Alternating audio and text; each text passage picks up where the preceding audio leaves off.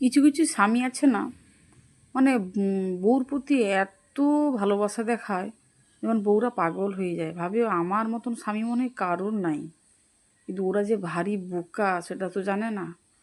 ওই স্বামীরা যে ভালো যারা বলে, ওদের দেখবেন সবার সামনে বউকে বলবে আই লাভ ইউ, ওই আমার ডার্লিং, ও আমার মোনা, ও আমার সোনা, my heart, my sweet heart.